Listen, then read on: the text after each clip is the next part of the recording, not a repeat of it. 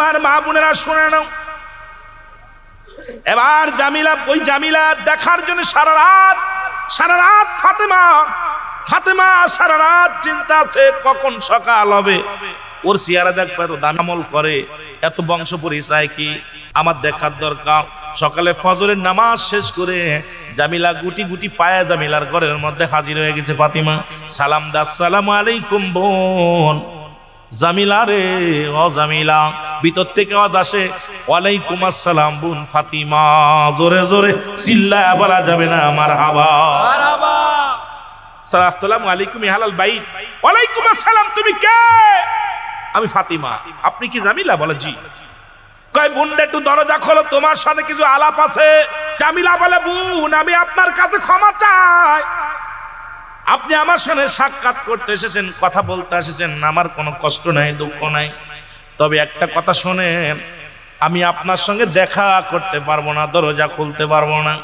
ফাতেমা কয়, জামিলা রে, কেন? তুমিও মেয়ে আমিও মেয়ে, আমার সঙ্গে দেখা করার কি আসে যায়? কারণ আমার সাথে কথা বলবা, এর জন্য তোমার অসুবিধে কি গো? ও বোন ফাতিমা, কারণ আমার স্বামীর কাছ থেকে অনুমতি নেওয়া নাই, আমার স্বামীর অনুমতি নিব আগামীকাল, আপনি দয়া করে আসবেন।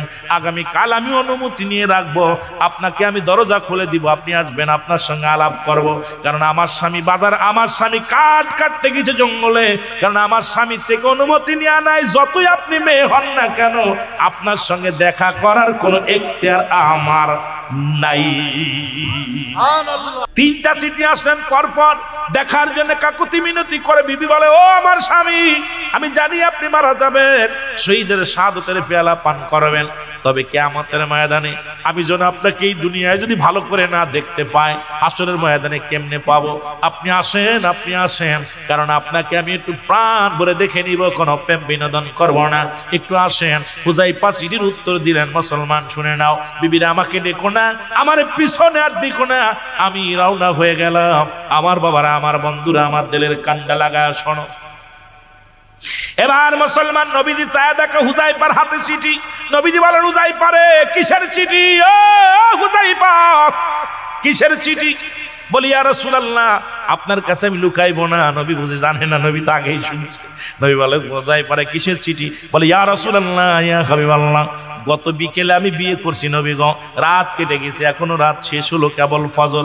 নবী গো, ইয়া রাসূলুল্লাহ, ইয়া হাবিবাল্লাহ, আমার নতুন বিবি ঘরে রেখে আসি, তাকে আমি এক নজরে দেখি নাই, সে কেমন ধলা না কালা তাকে দেখি নাই, সেও আমাকে দেখে নাই। সুতরাং অনেক অনুনয় বিনয় করে তিনটা চিঠি লিখছে ইয়া রাসূলুল্লাহ দেখার জন্য, অথচ একটু পরেই তো আমি যুদ্ধের ময়দানে যেতে হবে, এই কারণে নবী গো আমি চিঠি উত্তরগুলো আবার লিখে দিছি।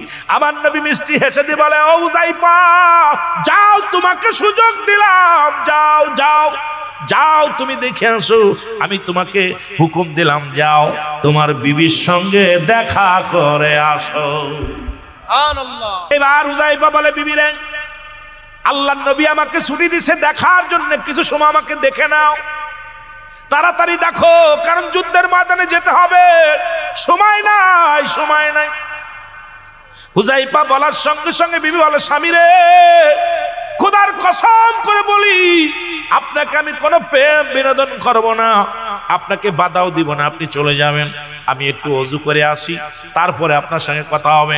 এবার ওযু করে আসলেন বিবি, ওযু করে আসলেন, আসার পরে বলে, স্বামী রে, আমি আপনার সঙ্গে 2 রাকাত নামাজ পড়তে চাই, কারণ কিয়ামতের ময়দানে দেখা হবে। ও আমার স্বামী, এই দুনিয়ার জিন্দেগিতে আমি আপনার সঙ্গে 2 রাকাত নামাজ পড়তে চাই। 2 রাকাত নামাজ পড়লেন, নামাজ পড়ার পর বিবি ডাকতে বলে, স্বামী রে, আপনার কাছে একটা দাবি, আজকে আমি দোয়া করব, যেমন আদম আলাইহিস সালাম দোয়া করেছিল। আমার সাথে বলেন, রব্বানা জালামনা আনফুসানা ওয়া ইল্লাম তাগফির লানা ওয়া তারহামনা লানাকুনান্না মিনাল খাসিরিন।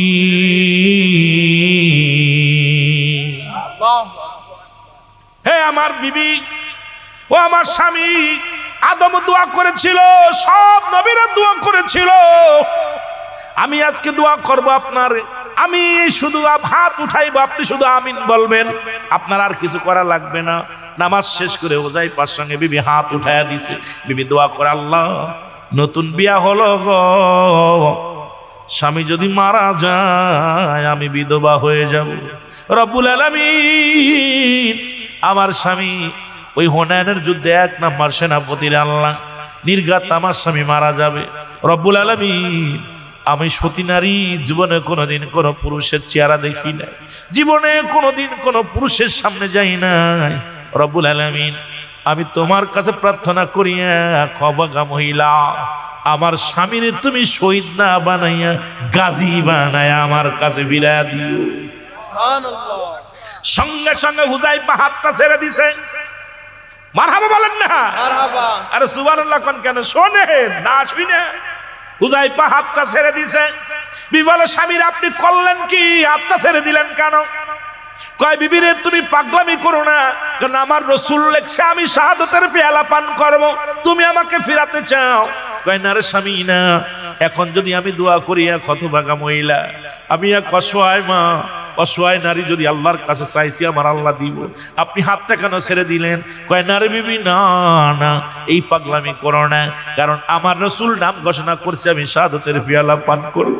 ও বিবি দেখা হবে হাসরের ময়দান, দুনিয়ার দেখা করার মন নাই। বলে আমার স্বামী আপনি করলেন কি? এই মাত্র দোয়াটা কবুল হইতো গো, আপনি আপনি নামে দিলেন। হুযায়ফা উইঠা দোষ শুরু করে দিল পিছন থেকে। বিবি ডাকে স্বামী রে আর একটু দাঁড়া, আর একটু দেখিনি, আপনার পায়ের মধ্যে 2টা চুমা দিব, দাঁড়া। কয় না রে বিবি না না আর দেখা হবে না, হাসরের ময়দানে দেখা হবে। হুনাইনের যুদ্ধে গেলেন, প্রথম শহীদ হয়ে গেলেন হুযায়ফা। আল্লাহু আকবার বলো। প্রথম শহীদ হয়ে গেলেন হুযায়ফা। রাসূলুল্লাহ লাশগুলো নিয়ে আসলো নবীজির সামনে। আমার নবীজি জানাজা পড়লেন, দোয়া করলেন।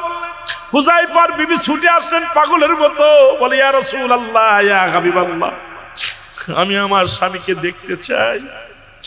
আমার নবী কয় হুযায়ফা রে, ও হুযায়ফা রে বিবি তোমার স্বামীর দেহখানা ক্ষত বিক্ষত করে ফেলেছে, তুমি দেখে কি সহ্য করতে পারো? বা ওই নিষ্ঠুরেরা, ওই নিষ্ঠুর বাহিনীরা তোমার স্বামীর দেহখানা, তোমার স্বামীর চেহারা মোবারক বিক্রিয়া এমন ভাবে আঘাত করেছে, এমন ভাবে মাথার উপরে নির্যাতন চালাইছে। ও হুযায়ফার বিবি তুমি কি দেখে সহ্য করতে পারবা? হুযায়ফার বিবি বলে ইয়া রাসূলুল্লাহ ইয়া হাবিবাল্লাহ আমার তো দেখতে হবে, কারণ হাসরের ময়দানে আমি কি নিয়ে উঠবো? ওই হাসরের ময়দান যেদিন অনুষ্ঠিত হবে রব্বুল আলামিনের কাছে বলবো আল্লাহ আমি শহীদের বিবি ছিলাম, আমি হুযায়ফার বিবি ছিলাম, আর একটা প্রতিজ্ঞা করলাম আজকে আমার স্বামীর মুখখানা দেখে জীবনে আর কোনোদিন আমি শাদী মুবারক করব না, জীবনে আর কোনো পুরুষ আমার জীবনে আনবো না, কারণ আমার স্বামীর স্মৃতি ধরে আমার স্বামীর ভালোবাসা মুখে ধারণ করে আমি বাকি জিন্দেগি কাটায় দিব। ইয়া রাসূলুল্লাহ ইয়া হাবিবাল্লাহ আমার নবীজি দোয়া করে হুযায়ফার জন্য। আমার জিবরিল আমিন ডাক দে কয় ইয়া রাসূলুল্লাহ ইয়া হাবিবাল্লাহ আপনার যুবক সাহাবী জান্নাতি মেহমানেরা তার হাত ধরে টানাটানি শুরু করেছে, কারণ এত পরিমাণ জান্নাতি ফেরেশতারা দরজা খুলে অপেক্ষা করে হুযায়ফার জন্য। ইয়া রাসূলুল্লাহ ইয়া হাবিবাল্লাহ কারণ আপনার সাহাবীর জীবন বড় ধন্য। ও আমার ভাইয়েরা, আমার বন্ধুরা, আমার আজকে আমার যুবক ভাইয়েরা ভালো করে খেয়াল করেন, আজকে নতুন বিবি তারা ফিরাইতে পারে নাই, এই জন্য 5টা গুণের নারী দেখে বিয়ে করা লাগবে। এই 5 গুণের নারী যদি বিয়ে না করতে পারো জীবনে বিয়ে করো না। আমি নরসিংদীর বাবাদের বলে যাই, মুসলমান শুনে নাও, আমার নরসিংদীর বাবারা, আমার বন্ধুরা আমার শুনে নাও, মরিচাকান্দা গ্রামের বাবারা শুনে না, নারী বিয়ে করা লাগবে। এই 5 গুণের নারী ভালো করে লিখে নিবা, ভালো করে জেনে নিবা যে 5টা গুণের গুণান্বিত ছিল রহমতের নবী, নবীর মা। নবীর মার নাম ছিল আমেনা, আমেনার মার নাম ছিল বাররা, আমেনার বাবার নাম ছিল আব্দুল ওহাব। মারহাবা বলো, মারহাবা। আর একটু জোরে বলেন মারহাবা। আর তৎকালীন জামানায় ওহাবের কন্যা মা আমেনা এই 5টা গুণের গুণান্বিত নারী ছিল। এ নরসিংদীর মারা দাল কান্না শোনো, এই 5টা গুণের নারী যদি বিয়ে করতে পারো দুনিয়ার মধ্যে শান্তি পাবা, দুনিয়ার মধ্যে সুখে থাকবা। তার মধ্যে 1 নাম্বার নারী হলো সতীত্ব রামানদারি। জোরে বলেন মারহাবা, মারহাবা। আরো জোরে মারহাবা। আমার মন বলে এখন বাংলাদেশে 2-4টে পাওয়া যায় কিনা জানি না। সতীর্থর আমানতদারি মামাতো ভাই, খালাতো ভাই, ফুফাতো ভাই সর্বনাশ করে দিচ্ছে। যাদের চেহারা দেখা হারাম, পৃথিবীর মধ্যে যাদের সঙ্গে দেখা দিয়া হারাম, তাদের সঙ্গে বিয়ে করা মুসলমান শুনে নাও জায়েজ। যাদের সঙ্গে বিয়ে করা জায়েজ, বিয়ে করা হারাম, তাদের সঙ্গে দেখা করা জায়েজ। সুতরাং মামাতো ভাইয়ের চেহারা দেখা হারাম, খালাতো ভাইয়ের চেহারা দেখা হারাম, জারাতো ভাইয়ের চেহারা দেখা হারাম। আবার আপনাদের এলাকায় কিছু ধর্ম পীর সাহেব হইছে, নারী নিয়ে ব্যবসা করে, মাঝে মাঝে দেখি ফেসবুকে মুরিদ বানায়, সারে জোরে কোন ঠিক কিনা? এক নাম্বার সতীর্থর নারী, সতীর্থর আমানতদারি। এক নাম্বার কি? জোরে বলেন। এক নাম্বার সতীর্থর আমানতদারি। 2 নাম্বার হলো পর্দাশীলতা নারী। নামাজ যেমন ফরজ, পর্দাও তেমনি ফরজ, লেখে নেন ভালো করে। পর্দাশীলতা নারী। আমার বাবারা, আমার বন্ধুরা, আমার শুনে নাও। 3 নাম্বার হলো এই পৃথিবীর মধ্যে আমলদারি নারী, যেটা পয়গম্বর সুলাইমান বিয়ে করার জন্য পত্র লিখলেন, সারা পৃথিবীর মধ্যে ছড়িয়ে দিলেন, আমি পয়গম্বর সুলাইমান বিয়ে করব। কিন্তু 5টা গুণের নারী পায় নাই, 4টা গুণের নারী পেয়েছিল। এই জন্য সুলাইমান পয়গম্বর বড় আফসোস করেছিল, আই রে মানুষ, অদ্য পৃথিবীর খলিফা আমারে বানাইলো আমার আল্লাহ, কিন্তু এই 5টা গুণের নারী পাইলাম না। এ যুবকেরা শুনে নাও, 3 নাম্বার হলো আমলদারি নারী। এই পৃথিবীর মধ্যে যদি কোনো আমলদারি নারী বিয়ে করতে পারো, যদি কোনো পর্দাশীলতা নারী বিয়ে করতে পারো, জীবনেও সে ভৈরাবে যাবে না, কোনোদিন ওই মর্দালে যাবে না, কোনোদিন সে কোনো মার্কেটে যাবে না, বেগানা পুরুষের হাত ধরবে না, বেগানা পুরুষের সঙ্গে চলাফেরা করবে না, পৃথিবীর মধ্যে বাবা মায়ের মুখ হাসাবে না, স্বামীর কষ্ট দিবে না, স্বামীর হক নষ্ট করবে না। এই দুনিয়ার মধ্যে এমন নারী যদি তোর জীবনে, আমার জীবনে একটা হয়ে যায়, ওই ঘরের মধ্যে শুধু শান্তি আর শান্তি। জোরে জোরে চিল্লায় বলেন ঠিক কিনা? 4 নাম্বার হলো মুসলমান রূপবতী গুণবতী। 4 নাম্বার কি? রূপবতী গুণবতী। এই দুনিয়ার মধ্যে যদি কোনো গুণবতী রূপবতী এই 4টা গুণের নারী হয়, জীবনেও স্বামী যদি 20 বছর বিদেশে থাকে, তবু স্বামীর হক নষ্ট করবে না।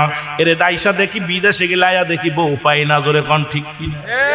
এখন এমন বউ, এই 4টা গুণ না থাকার কারণে এখন আমরা ধলা চামড়ার পাগল, ধলা চামড়া পাইলেই পাগল হয়ে যায়।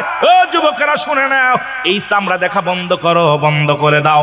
কারণ এই দুনিয়ার মধ্যে এই গুণের গুণবতী নারী যদি না পাও, বিয়ে করো না, জীবনেও শান্তি হবে না।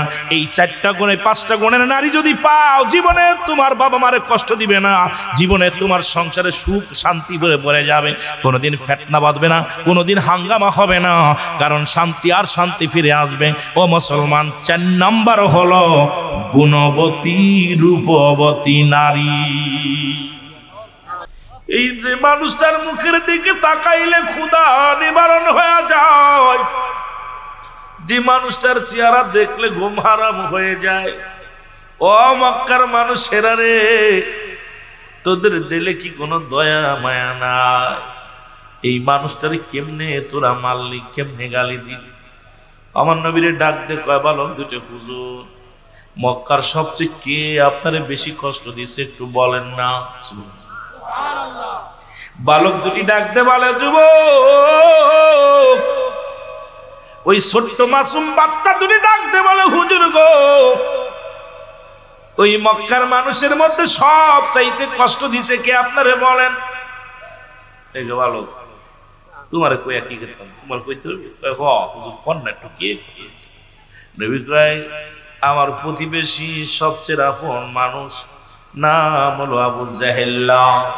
নাম এই আবু জেহেল আমারে কষ্ট দিয়েছিল। মুসলমান 2 ভাই প্রতিজ্ঞা করে ডাক দে, ছোট ভাই বড় ভাইরে ডাক দে, বড় ভাই শোনো, যদি আল্লাহ আমাদের বাঁচায় রাখে রে, এই মানুষটারে যে আবু জেহেল কষ্ট দিচ্ছে, ওরে আমরা 2 ভাই মিলে হত্যা করবো। জোরে জোরে চিল্লায় বলা যাবে না আমার হাবা। কয় বছর বয়স? 8-10। 2 ভাই মিলা রাসূলুল্লাহ কালেমার দাওয়াত দিতে লাগলো। দিনে দিনে মুসলমানদের প্রচার প্রসারিত বাড়তে লাগলো। এত পরিমাণ বাড়তেছে, দলে দলে মানুষ ইসলামের পতাকা তোলে আসতেছে। এইটা দেখে আবু জেহেল মানতে পারে নাই। ও যুবক, শুধু মক্কার মুসলমান নয়, মদিনার মুসলমানদের উপরে আঘাত শুরু হয়ে গেল। নও মুসলিম যারা, তাদের ঘর দরজা পুড়িয়ে দেওয়া হলো, জায়গা জমি দখল করে নেওয়া হলো, শারীরিক নির্যাতন, মানসিক নির্যাতন, বিভিন্ন প্রকার জ্বালাতন শুরু করে দিল। রাসূলুল্লাহ প্রতিনিয়ত দোয়া করে, আল্লাহ, ও আমার আল্লাহ, আমি সীমিত কিছু মুসলমানদের পাইলাম, যাদের কাছে কালেমার দাওয়াত দিলাম। আল্লাহ, এদের উপরে যদি কাফেররা আঘাত করে, এদের উপরে যদি কাফেররা কষ্ট দেয়, ইসলাম থেকে সরে যাবে রে আমার আল্লাহ। এদেরকে ইসলামমুখী করে দাও, এদের শক্তি দাও, ইমানি বল দাও। জিবরিল আমিনকে আল্লাহ পাঠিয়ে দেয়, হাবিবের কাছে যাও, জিবরিল দেরি করো না। আমার হাবিব রে যে বলো প্রস্তুতি হোক, প্রস্তুতি হতে বলো, আর বসে থাকার সময় নাই, বাতিলের বিরুদ্ধে যুদ্ধ হবে। মারহাবা বলো, মারহাবা। আমার হাবিব রে যে বলো, আর নীরবতা নয়, আর কলসতা নয়, বাতিলের বিরুদ্ধে যুদ্ধ ঘোষণা করতে হবে। কইতে কইতে রমাদান মাস এসে গেল। আমার রাসূলুল্লাহ সাহাবীদেরকে নিয়ে ভালোই কাটতেছিল, দিন খায় দিন আনে। কোন সাহাবী না খায় রোজা রাখে, কোন সাহাবী পানি খায় রোজা রাখে, কোন সাহাবী একটা খুরমা খায়, খেজুর খায় রোজা রাখে। রাসূলুল্লাহ এইভাবে থাকতে লাগলেন। এদিকে কিন্তু কাফের বেঈমানদের অত্যাচার আরো বেড়ে গেল। আমার নবীর কাছে জিবরিল আমিন ডাক দিয়ে কয়, নবী গো, নবী, রব্বুল আলামিন আপনাকে বলতে বলেছে, নবী, আগামী 17ই রমাদান বদর প্রান্তে যুদ্ধ হবে বাতিলের বিরুদ্ধে। আপনি জিহাদ ঘোষণা করে দেন। জোরে জোরে চিল্লা বলা যাবে না মারহাবা। নারে তাকবীর, নারে রিসালাত, রুহুল আমিন সিদ্দিকী ইউসুফ জিন্দাবাদ, জিন্দাবাদ। খুব খেয়াল করেন, একই তো রমজান মাস, ছোট ছোট বালকেরা, রাসূলুল্লাহ আল্লাহ পাক হুকুম দিলেন, যাও জিবরিল যায় বলো যুদ্ধ হবে। নবী তাকায় দেখে মুসলমানদের সংখ্যা বেশি না, ওদিকে কাফেররা দল বেঁধে। তখন রাসূলুল্লাহর কাছে অস্ত্রের সংখ্যা মাত্র 8টা। কয়টা? 8টা তরবারি, নবীর কাছে 2টা ঘোড়া। ঘোড়া কয়টা? 2টা ঘোড়া, 8টা তরবারি। কোন দিয়ে এইটা নিয়ে বাতিলের বিরুদ্ধে জিহাদ করব? নবীজি যে জিহাদ করব, এদিক জিবরিল যে হুকুম দিছে, আল্লাহ কইছে তুই হুজুর দেরি করো না, লাগাই দাও। নবীজি সাহাবীদেরকে নামাজ শেষ করে আলাপ আলোচনা করতেছে। এক পর্যায়ে নবী দেখে মসজিদটা পুরো ভরে গেছে, পোড়ামুড়ি করা একটা নাই, মোটামুটি আইছে। রাসূলুল্লাহ মনে একটু শান্তি পাইছে, তৃপ্তি পাইছে। আমার নবী বলে, শোনো, রব্বুল আলামিনের হুকুম আছে, আগামী 17 তারিখে তোমাদের যার যা আছে যুদ্ধের জন্য প্রস্তুতি নাও, আমরা যুদ্ধ হবে, বাতিলের সঙ্গে যুদ্ধ হবে। মারহাবা বলেন। মারহাবা। যুদ্ধের নাম যখন ঘোষণা করে দিল, ও যুবক, এই ঘোষণায় 8 বছর আর 10 বছরের ফুলার কানে গেছে নামনে। আরে দয়াল নবী যুদ্ধের ডাক দিছে রে। দুটি ভাই, ও মুসলমান শুনে নাও, শুনে নাও, হযরত মাস রাদিয়াল্লাহু তাআলার কলিজার টুকরা 2টা সন্তান, দুটি ভাই দৌড়ায় গেছে রে নবীজি যুদ্ধে ঘোষণা করবে। আবু জেহেল আইব এই যুদ্ধে, ওরে সাইজ করে দিব, যেহেতু সুযোগ একটা পাইছি আর সারা যাবে না। দুটি ভাইয়ের বয়স 8 এবং 10 বছর। ধরে বলেন মারহাবা। মারহাবা। আহা, দুই ভাই চিন্তা করে পাইছি সুযোগ, যেহেতু বাতিলের সঙ্গে যুদ্ধ হবে, বদমাইশটা আসবে, ওরে মারার প্রতিজ্ঞা। দুই ভাই যুক্তি, খালি দুই ভাই যুক্তি করে। বড় ভাই ছোট ভাইরে কয়, ছোট ভাই বড় ভাইরে কয়, ভাই রে সুযোগ একটা পাইছে, সারা যাবে না। দুই ভাই একে দৌড়ি বাড়িতে গেছে। বাড়ি যাইয়া ডাকতে বলে, আম্মু, আমার মা, জনম দুঃখিনী মা, মা গো। মা সন্তানের ডাকটা শুনিয়া ঘর থেকে ফুপায় ফুপায় কান্দে রে। মায়ের কান্না, করুণ কান্না। দুটি ভাই যাইয়া, দুই ভাই যে বুকের মধ্যে যাইয়া ডাকতে বলে, মা, তুমি এত কাঁদছো কেন মা? তোমাকে তো এত কান্না দেখি নাই, আগে পরে কখনই এমন কান্না তোমাকে করতে দেখি নাই। মা বলে, বাবারে, আমার নবীজি যুদ্ধের ময়দানে ডাক দিছে, আমি কাঁদতেছি এই জন্য আজকে যদি তোমার বাবা বেঁচে থাক। রাসূলুল্লাহ বললেন যুদ্ধে যাইতে হবে, সেনাপতি বানাইতে হবে, সৈনিকগুলো মাপ দিতে হবে। রাসূলুল্লাহ ডাক দিছে, মদিনার আবাল বৃদ্ধ কানা খুড়া ল্যাংড়া সব কাতার বন্দী হয়ে দাঁড়াই গেছে। নবীজি বলছে যুদ্ধে যেতে হবে। ফজরের নামাজ বাদে রাসূলুল্লাহ তাকায় দেখে নামাজ শেষ করে বলছে আমি নামাজ শেষ করে সালাত শেষ করে নবীজি বলছে আপনারা লাইনে দাঁড়ান, আপনাদেরকে মাপ দেওয়া হবে। মাপ দিয়ে যুদ্ধে, যেহেতু যুদ্ধে তো বল লাগবে, শক্তি লাগবে, একদম অস্ত্র কম, সোয়ার কি আপনার যানবাহন কম, এখন পাঠাইতে হবে, ভালোগুলো পাঠাইতে হবে। রাসূলুল্লাহ তাকায় দেখে একদম রাস্তা দিয়ে সারি সারি দাঁড়ায় গেছে, যেটা খুড়া এড়াও দাঁড়াইছে, যেটা বুবা এড়াও দাঁড়াইছে, যেটা ল্যাংড়া এড়াও দাঁড়াইছে। নবী চিন্তা করে কাম সারছে, এগুলো তো যুদ্ধের ময়দানে পাঠানো যাবে না। নবী বললেন তোমরা দাঁড়াও, আমি মাপ দিব, যারা মাপে ঠিক থাকবে তাদেরকে যুদ্ধের ময়দানে নেওয়া হবে, আর বাকিগুলো সব বাদ। দুই ভাই কয় ভাই কাম সারছে, মা তো ছুটি দিছে, মার কাছ থেকে বিদায় নিয়ে এলাম, কিন্তু নবীজি তো মাপ দিব, আমরা তো মাফি হইতাম না। সুবহানাল্লাহ কইতেন। পিছু দুইটা কয় ভাই রে, ছোট ভাই বড় ভাই কয় ভাই নবী তো মাপ দিতে চাইছে, মাপ, এই মাফে তো আমরা হইতাম না। ছোট ভাই বুদ্ধি দেয় ভাই একটা কাজ কর, ওই দেখো ওই যে একটা পাথর নেই, পাথরের উপর তুমি দাঁড়াইবে তুমি মাপে ঠিক হবা। দুই ভাই এক জায়গায় দাঁড়াবো না, তুমি ওই জায়গায় দাঁড়াবা, আমি পিছে দাঁড়াবো। সুবহানাল্লাহ বলেন না। দুই ভাই ছোট দুইটা ভাই কথা বুঝিনি, বদরের যুদ্ধ তো এত সহজ না রে ভাই, একটু সামনে টাচতে যাই, পিস্তিগুলো দেখা মনে পড়ে গেল কথাগুলো। এরপরে যুবকদের একটু কমো, তারপরে যদি সময় পাই বাস্তবতা কিছু নিয়ে কথা বলে শেষ করবো, যদি কণ্ঠে পারি, আর না পারলে তো কিছু করার নেই। আমার বাজানেরা গভীর মনোযোগ। এইবার দুই ভাই বড় ভাই যায় দাঁড়াইছে পাথরের উপর, নবীজি মাপতে মাপতে মাপতে মাপতে যাইতেছে, যায় দেয় পিসিটা করে বাবা তুমি এনে কে, তুমি ছোট মানুষ বাড়ি যাও। হুজুর বাড়িতে বাড়িতে হুজুর তোমার মা বেশ জি, মার খেদমত করো। হুজুর মার থেকে ছুটি নিয়েছি। সুবহানাল্লাহ বলেন। মার কাছে কয়েছি, মা ছুটি দিচ্ছে, তুমি ছোট মানুষ বাড়ি যাও। হুজুর ছোট কি মাপ দেন না, মাপ দেন। তোর পাত তলে কত বুঝেন, পাথর একটা পাত তলে দেউস হয়েছে। হুজুর এনে দাঁড়াইছি তো মাফে হওয়ার জন্য। সুবহানাল্লাহ। নবীজির হুজুর মাফে হওয়ার জন্য দাঁড়াইছি। নবীজি দেখে হুজুর আমার নেন যুদ্ধে যান।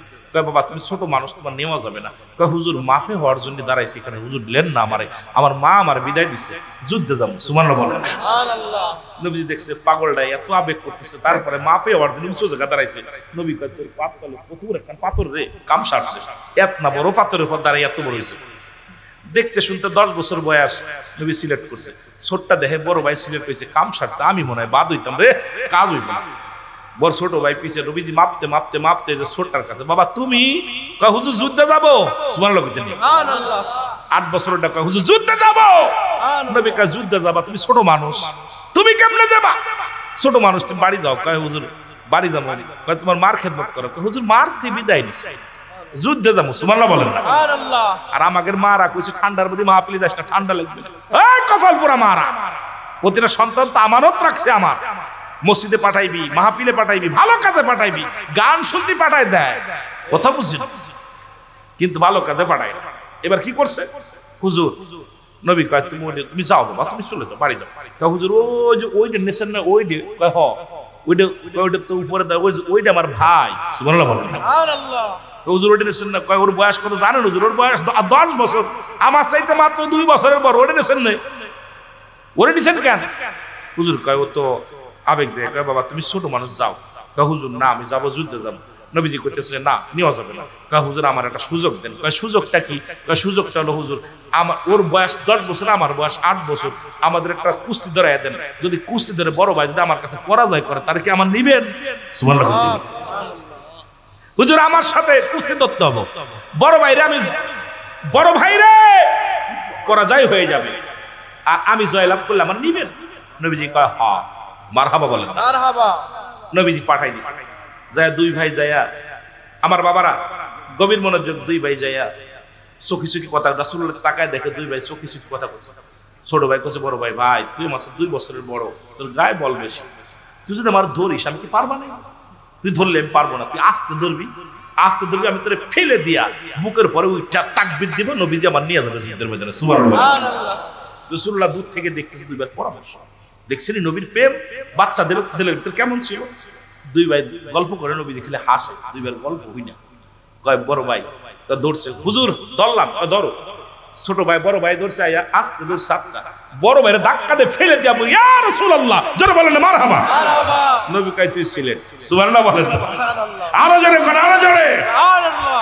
দুই ভাই সিলেটে গেছে, রাসূলুল্লাহ সৈন্য গুনলেন, সৈন্য হলো 313 জন। কয়জন? 313 জন। জোরে বলেন কয়জন? 313। 313। এ যুবকেরা হন, কয়জন? 313। তার ভিতরে দুইটা বালক, দুইটা বালক। আমার বন্ধুগণ, আমার 313 জন সৈন্য নিয়ে রাসূলুল্লাহ যুদ্ধ করবে। অস্ত্রের সংখ্যা হলো মাত্র 8টা, মুসলমান ঘোড়ার সংখ্যা হলো 2টা। এদিকে 1000 সৈন্য, আবু জেহেল মুসলমান সৈন্যের নেতৃত্বে 1000 ঘোড়া, 1000 ঘোড়া নিয়ে, 1000 তরবারি নিয়ে, 1000 দানবল নিয়ে মক্কা থেকে মদিনার দিকে ছুটছে। মদিনার মানুষদের শেষ করে দিবে, মুসলমানদেরকে নিঃশ্বাস করে দিবে, চিরতরে বিদায় করে দিবে। আমার নবীজি সাহাবীদের মুখের দিকে তাকায়া চোখের পানি ধরে রাখতে পারে নাই। নবী আমার কান্দার রব্বে কারীম, ও আমার রব্বে কারীম, মাত্র 313 জন সৈন্য, এদের যদি শেষ করে দাও, আমি কাদের কাছে কোরআনের দাওয়াত দিব, কাদের কাছে কালেমার দাওয়াত দিব? আল্লাহ, এই মুসলমানদের তুমি শেষ করে দিও না। আমার নবীজি চোখের পানিগুলো ফেলা ফেলা কাঁদতে লাগলেন। আমার বন্ধুগণ, আমার জিবরিল আমিন এসে সালাম দা, আসসালামু আলাইকুম নবী গো। নবী বলা, ওয়ালাইকুম আসসালাম। জিবরিল রে, তুমি কেন আসছো, অপরবেলায় কেন আসছো? হুজুর আপনি যুদ্ধে যান, আপনার অস্ত্রের সংখ্যা কয়টা? কয় 8টা, তরবারির সংখ্যা 8টা, আর হলো মুসলমান শুনে নাও, ঘোড়ার সংখ্যা 2টা। আপনি কি দেখছেন বিশাল কাফেলা করে আবু জেহেল আসতেছে মুসলমানদের সঙ্গে মোকাবেলা করার জন্য? আমার নবী কা জিবরিল রে, আমিও কান্দি আমার উম্মতের জন্য।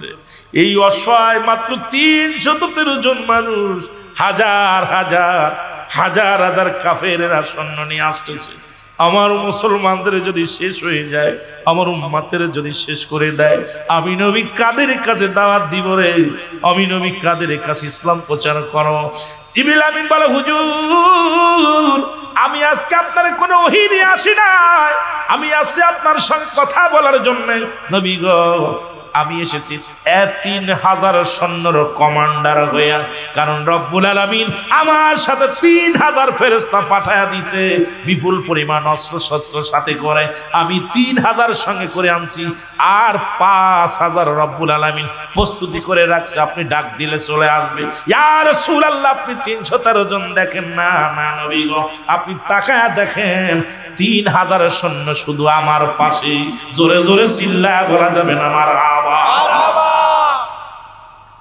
জিবরিল আমিন বলতেছে, হুজুর নারে তাকবীর, নারে রিসালাত, নারে তাকবীর, নারে রিসালাত। 3000 সৈন্য জিবরিল আমিন সাথে করে নিয়ে এসে আল্লাহ নবী রাহমাতুল লিল আলামিন ডাক দিয়ে বলে, জিবরিল রে,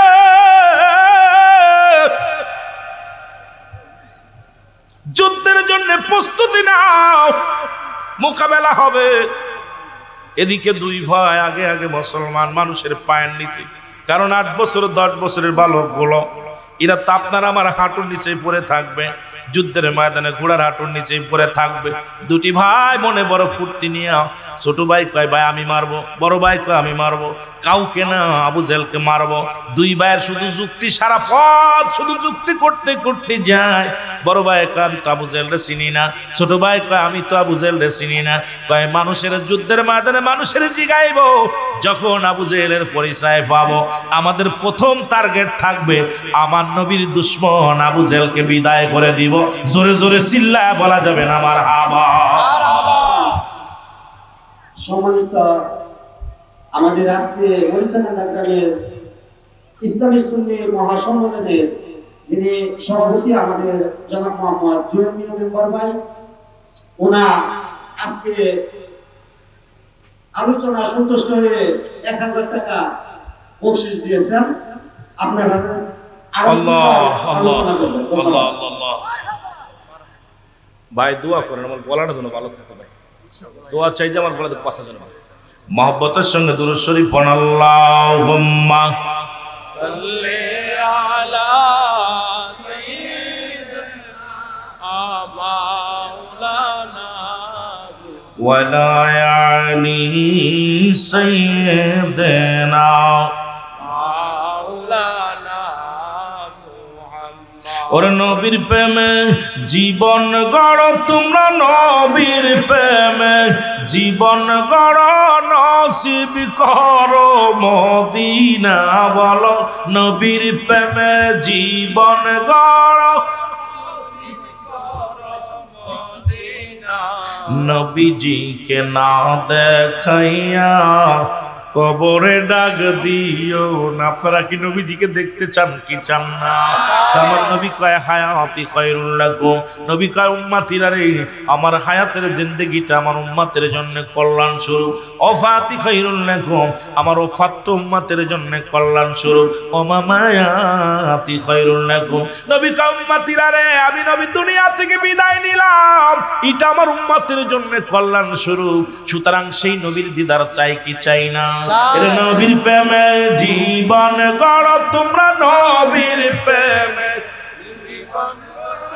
নসিব করো মদিনা নবীজিকে না দেখাইয়া আল্লাহ নবীজিকে না দেখাইয়া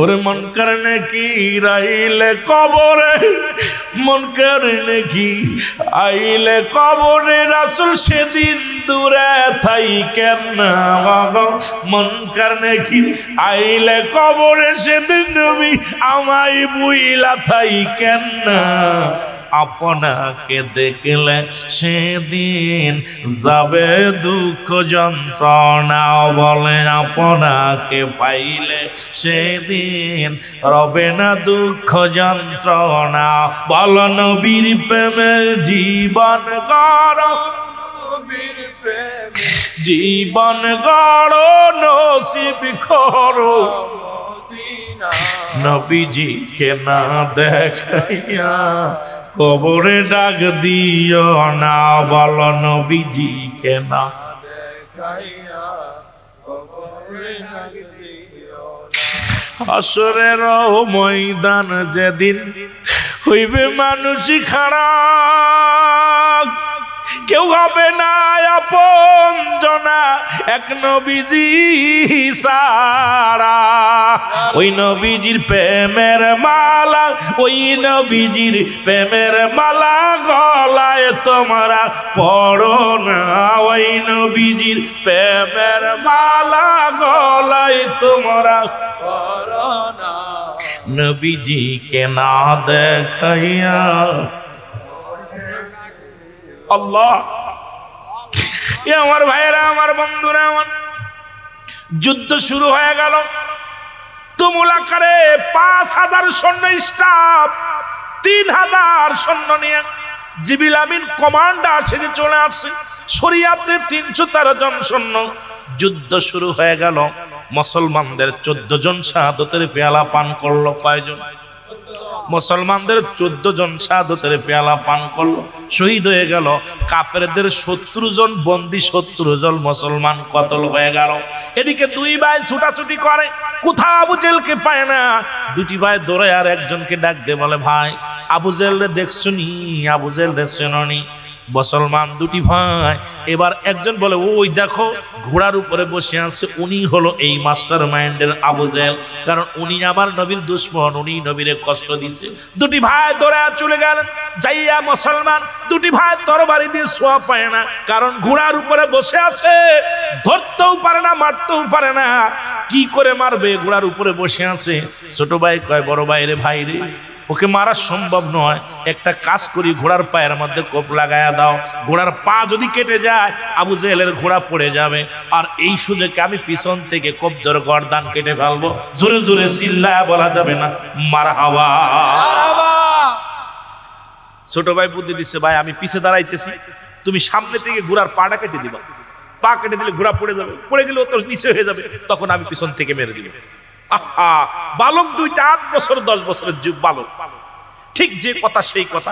আবু জেহেলের পায়ে, ঘোড়ার পায়ের মধ্যে পোষ মেরে দিছে, আর আবু জেহেলের ঘোড়া পড়ে গেলে পিছন থেকে একদম ঝাড়ে দিচ্ছে ছোট ভাই। যখন ছেড়ে দিছে মুসলমান শোনে নাও, পিছন থেকে যখন আবু জেহেলের গর্দানের মধ্যে কোপ লাগা দিছে, সঙ্গে সঙ্গে আবু জেহেলের ছেলে ছোট ভাইয়ের হাতের মধ্যে কোপটা লাগায়া দিছে, ডান হাতটা একবারে ঝুলে গেছে, সামান্য একটু বেঁধে আছে। ছোট মানুষ 8 বছরের বালকটা, আল্লাহ আমার নবীর প্রেমে যুদ্ধ করতে এসেছি রে, হাত আমার ডিস্টার্ব করবি না, এই হাত যদি ঝুলে বেড়ায় আমি যুদ্ধ করতে পারবো না। ডান হাতের তরবারিটা বাম হাতের মধ্যে নিয়ে পাত তলে হাতটা দিয়া টান মেরে হাতটারে ফেলে দিয়া, যুদ্ধের মাঝে হাতটা ফেলে দিয়া বাম হাত দিয়ে মুসলমান আবু জেহেলের গায়ের মধ্যে কোপ, পিছন থেকে দুটি ভাইকে চিরতরে বিদায় করে দিলেন। মুসলমান শুনে নেন, ওই 14 জন সাহাবীদের মধ্যে 14 জন সাহাবীদের মধ্যে 14 জন শহীদ হয়েছিল, তার মধ্যে 2 জন ছিল ওই বালক দুটি। রাসূলুল্লাহ যখন লাশগুলো আনা হলো নবীজির সামনে, আমার নবী চোখের পানি ধরে রাখতে পারে নাই, নবী হাউমাউ করে কান্দে, সাহাবীরাও কান্দে। নবীর কান্না দেখে সাহাবীরা বলে, হুজুর আপনি এত বিচলিত কেন, আপনি কান্দেন? আমার নবী বলো, ও আমার সাহাবীরা রে, তোমরা কি দেখতে পাও না রে, ওই মাসুম দুটি বাচ্চা তোমার নবীরে কত ভালোবাসছে। এই মাসুম দুটি বাচ্চা জীবনের চাইতে অধিক পরিমাণ ভালোবেসেছে। ও আমার সাহাবীরা তাকা দেখো, তোমরা তাকা দেখো, আজকে এই বালক দুটির লাশ আমি দেখে সহ্য করতে পারি না। যে ব্যক্তি নিজের হাতটা নবীর প্রেমে জীবন দিয়েছে, মুসলমান হাতটা হারাইলেন, জীবনটা দেহ মুবারক গর্দান কেটে দেয়া হলো। রাসূলুল্লাহ দোয়া করে, আল্লাহ ওই বালক দুটির জন্য নবী দোয়া করেন, সাহাবীদের জন্য দোয়া করেন।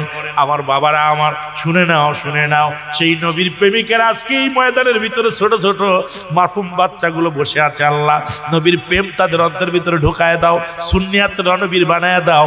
আল্লাহ আজকে যে সমস্ত মাসুম বাচ্চাগুলো ময়দানের ভিতরে এখনো পর্যন্ত বসে আছে, আল্লাহ তাদেরকে ইসলামের বীর সৈনিক বানায় দাও, মদিনা আলার খাস গোলাম বানায় দাও। জোরে জোরে চিল্লায়া বলা যাবে না মারহাবা।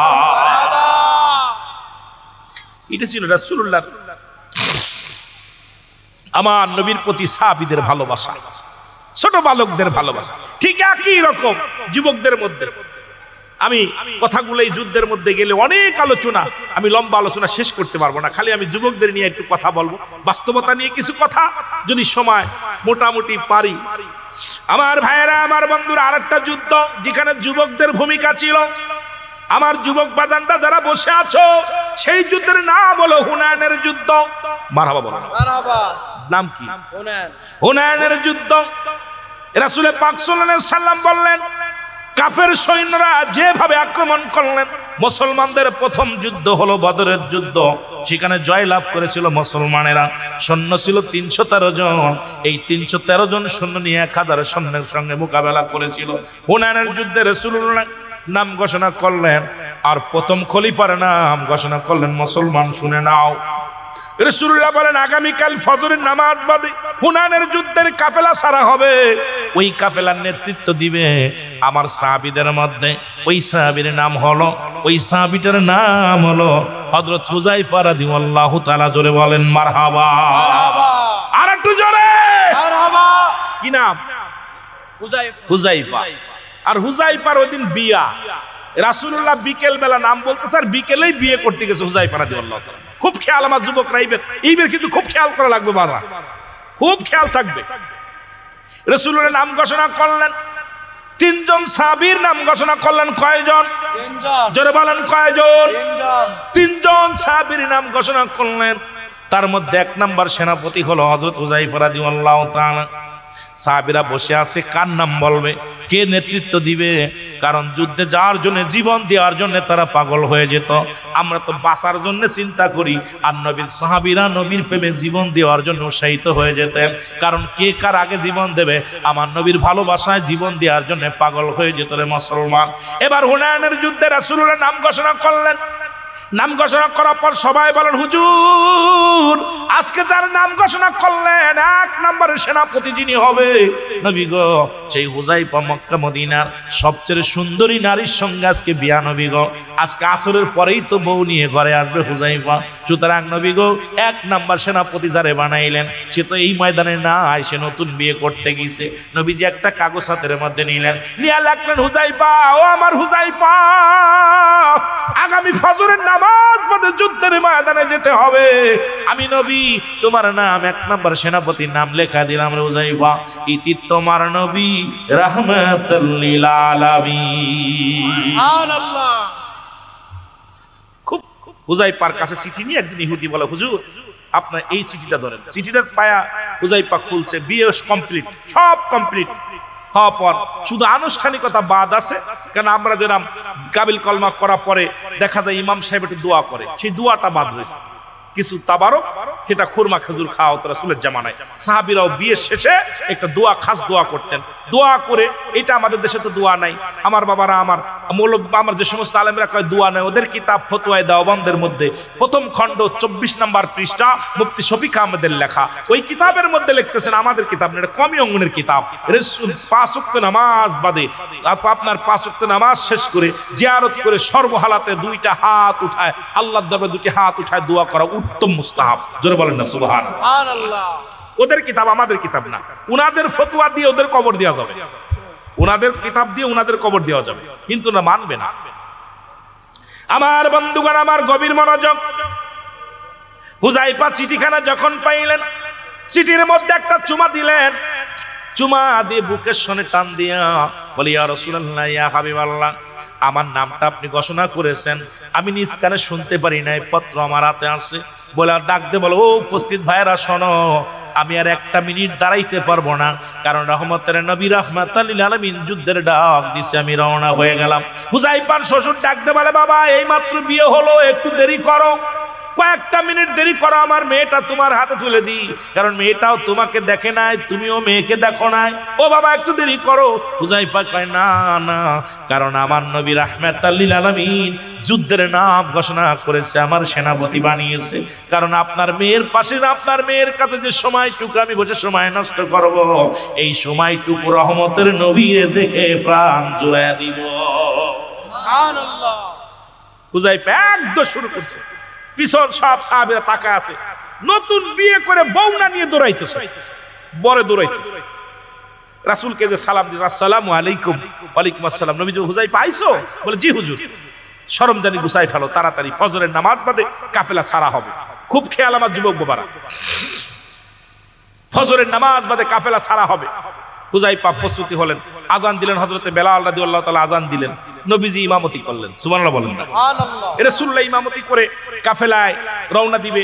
এই সময় সবাই বসে আছে। চিঠি আসলেন, 3টা চিঠি আসলেন পরপর। হুযায়ফার বিবি প্রথম চিঠি আসলেন, ডাকতে বলে, স্বামী আমি জানি আপনি নির্ঘাত শাহাদাতের পেয়ালা পান করবেন।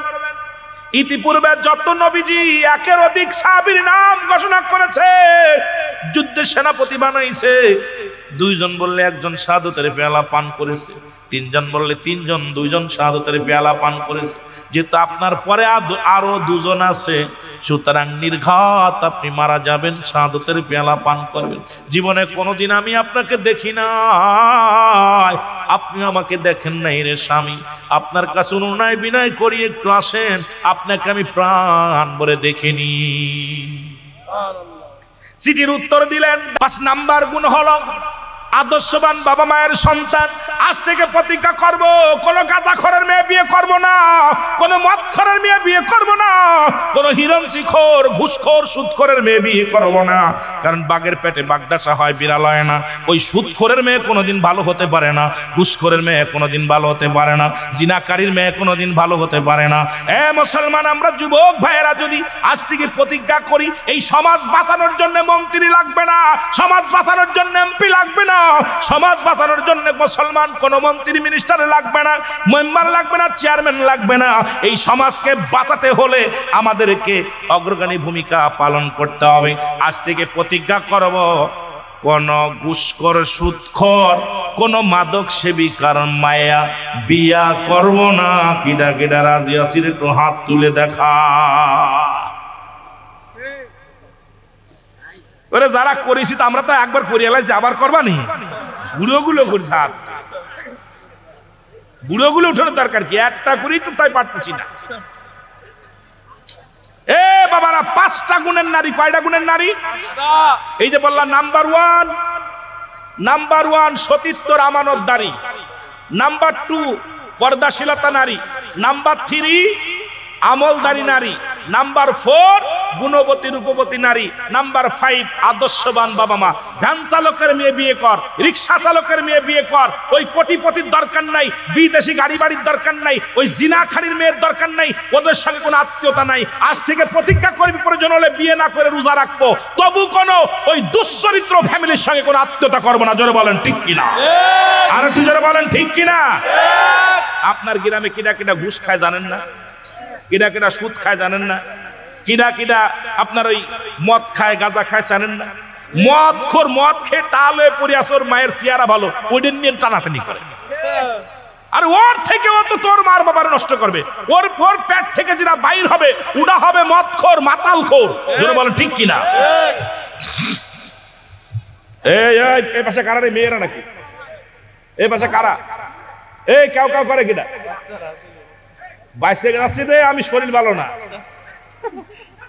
আহারে 2 দিন হাসপাতাল, খুব কষ্টে আছি। বাইসে যাচ্ছি, আমিরুল আমিন সিদ্দিক। আমার কণ্ঠে ভাবেই চলে, ভয় ভীতি চিন্তা। আমার জীবন, আমার বাপ মা কেউ আমার কষ্ট দেবে না। মাপিলে বাবা মরে গেলে, বাড়ি থাকলেও মরবো, অনেক গেলেও মরবো। মরে তো যে কোনো মুহূর্তে মারা যেতে পারি।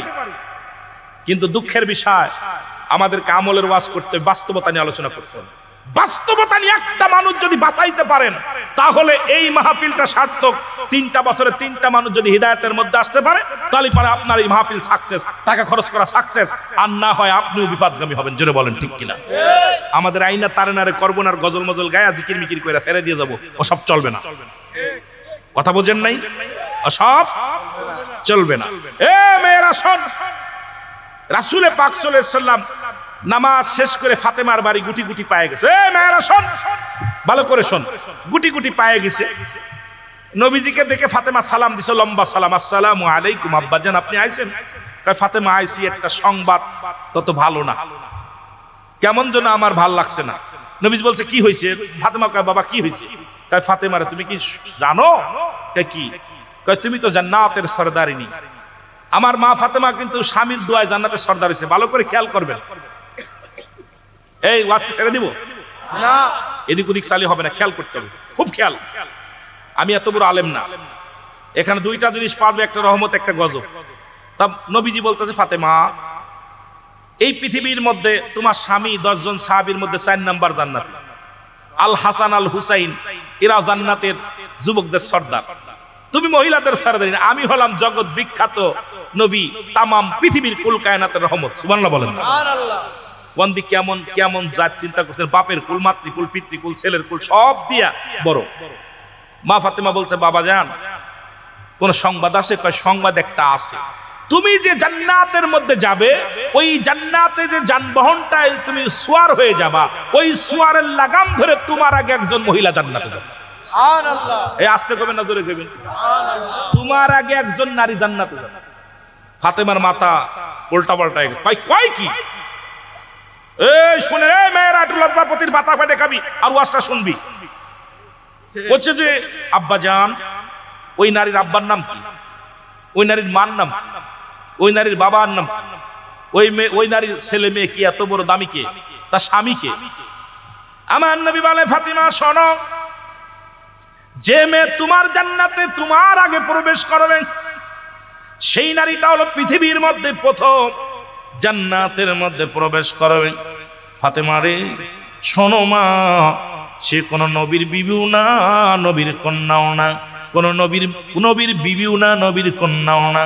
পৃথিবীর মধ্যে তোমার বাবা তোমার ছেলের মতো দামি মাও না, পৃথিবীর মধ্যে সব তোমার মতো এত দামি মানুষ না। শোনো রে মা, তবে সে সাধারণ একজন নারী, এই পৃথিবীর মধ্যে ওই নারীটা যাবে তোমার আগে জান্নাতে যাবে। জোরে বলেন সুবহানাল্লাহ। সুবহানাল্লাহ। কথা কিন্তু খেয়াল করে, এই কথা বলা পর ফাতেমা বলে, আব্বা জান আপনি একটু বলেন সে মাইটা কে? নবীজি বলেন, ফাতেমা রে ওই যে দেখো পাহাড়, এরপরে বিশাল মরুভ্রান্ত, ওই মরুর বুকে ছোট্ট একটা কাঠুরিয়া ঘর, ওই ঘরের মধ্যে বাস করে কাঠুরিয়ার বিবি, নাম হলো জামিলা। মারহাবা বলা যাবে না? মারহাবা।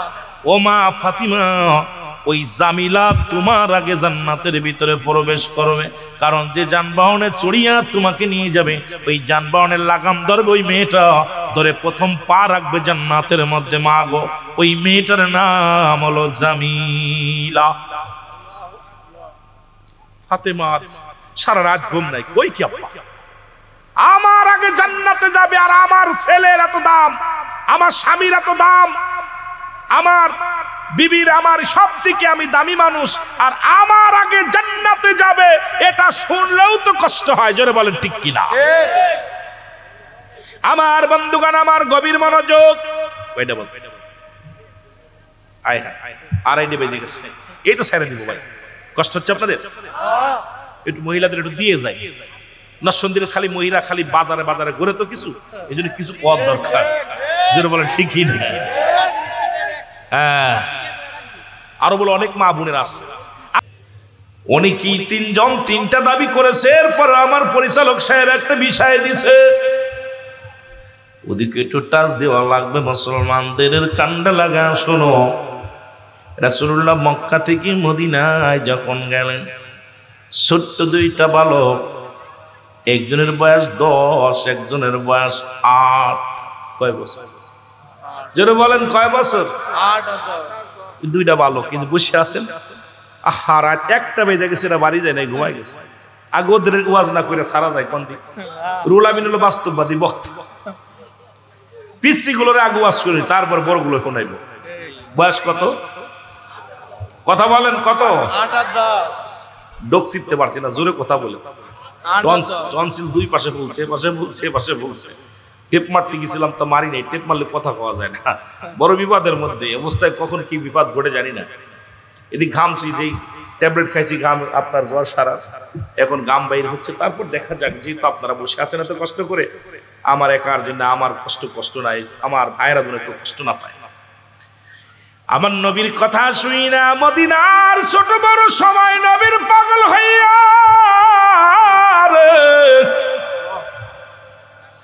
রাসূলকে দেখিয়া সবাই পাগল হয়ে রাসূলুল্লাহর কাছে গেলেন। দুটি বালক আমার নবীর ইন্টারভিউ নেয়, সালাম দেয়, আসসালামু আলাইকুম। ছোট্ট দুটি বালক, 8 বছর আর 10 বছর, 10 বছর আর 8 বছরে বলা, আসসালামু আলাইকুম নবী গো, আপনার বাড়ি কই গো? নবীকে আমার বাড়ি মক্কায়। নবী কেন আসছেন? আমি আসছি ইসলামের দাওয়াত দিতে। আপনার এলাকায় কি কোনো মানুষ নাই? কয় আছে। আপনার গ্রামে মানুষ নাই? কয় আছে। মক্কার মানুষেরা আমারে কষ্ট দিছে, মক্কার মানুষেরা নির্যাতন করেছে, মক্কার মানুষেরা ইসলাম বোঝে না, আমি আল্লাহ পাকের হুকুমে মদিনার বুকে আসছি রে বালক। বালক দুটি বলে, ইয়া রাসূলুল্লাহ, ইয়া হাবিবাল্লাহ, নবী গো, ও মায়ার নবী,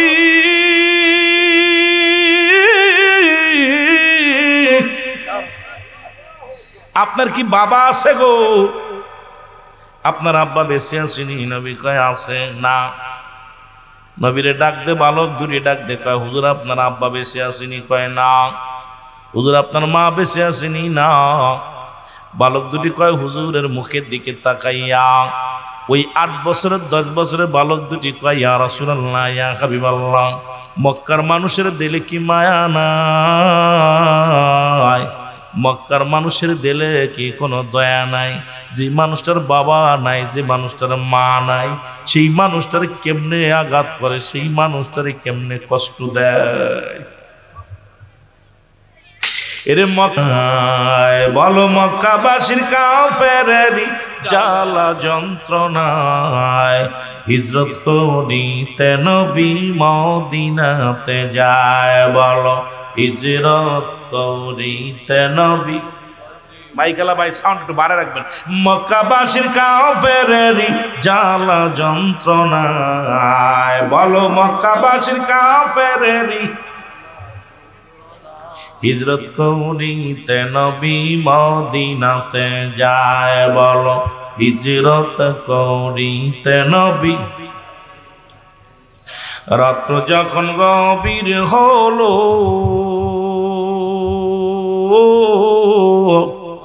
আমার দয়াল নবী কি করিল? হযরত আলীকে শুয়াইয়া দিলেন নিজেরই বিছনায়। বলেন হযরত আলীকে শুয়াইয়া দিলেন নিজেরই বিছনায়। হিজরত করিতে নবী মদিনাতে যায়। বলো হিজরত করিতে নবী। বাজানরা আমার দুয়াজ করাইছিল, কষ্ট করতে হবে। আমি আগেই বলছি আমি অসুস্থ মানুষ, হাজিরা দিছি, মাফ হয়ে গেছে। আপনারা দয়া করে ওয়াজ নিতে হলে কষ্ট করতে হবে জোরে। হিজরত করিতে নবী মদিনাতে যায়। বলো হিজরত। রাত্র যখন নিশির হলো, কাফেরেরা কি করিল? হযরত নবীজির বিছানায় এসে আলীকে যে পায়। হযরত নবীজির বিছানায় এসে আলীকে যে পায়। হিজরত করিতে নবী মদিনাতে যায়। বলো এ দুনিয়ার মুসলমান